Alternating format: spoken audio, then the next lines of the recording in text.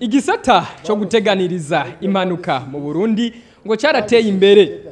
Kimwe mu kivyerekana nuko amashirahamwe akora muri ico gisata yongerekanye kuva mu mwaka wa 2015 aho biboneka ko yagwijwe na gatatu, kandi n'amafaranga yinjira muri ico gisata ngo yarongerekanye kuko ayo mafaranga yavuye ku miriyaridi 54 mu mafaranga y'amarundi mu mwaka wa 2019 ashika ku miriyaridi 101 mu mwaka wa 2023.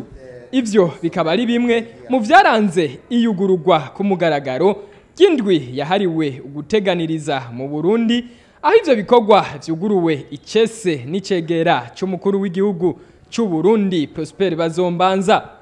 Mwijambo ryiwe akaba yashimye intambwe ayo mashirahamwe ateganiriza impanuka ashitseko.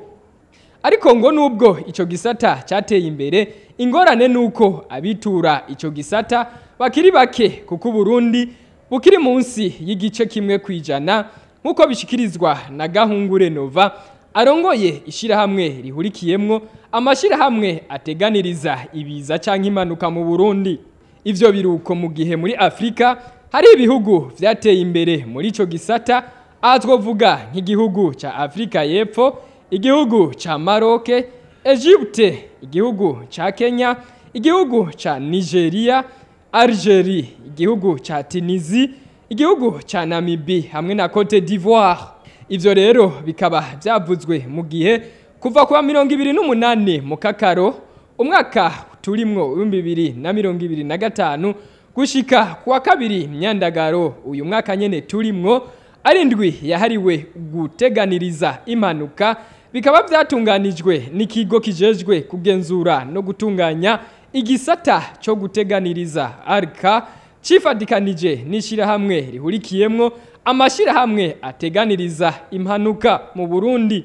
Mu ntumbero yo guteza imbere nyene ivyo guteganiriza huguruwe igisata cyo gukorera ku buhinga bwa none ku mashirahamwe yo guteganiriza ibiza canke impanuka akorera mu Burundi, kugira ngo ibikorwa byose bibemwe umuco nko kubahiriza ibiciro n'ibindi. Hambavu y'ivyo bikorwa hakaba hakozwe n'ibindi bikorwa, aho twovuga ibikorwa byo kubonesha imirongo ifasha abagenda n'amaguru mu kujabuka ibarabara kwibarabara Avenue de la RDC, hatibagiwe kandi n'ibikorwa byo gutanga amaraso vyabereye kuri la détente ahabereye ibikorwa nyamukuru by'uwo munsi.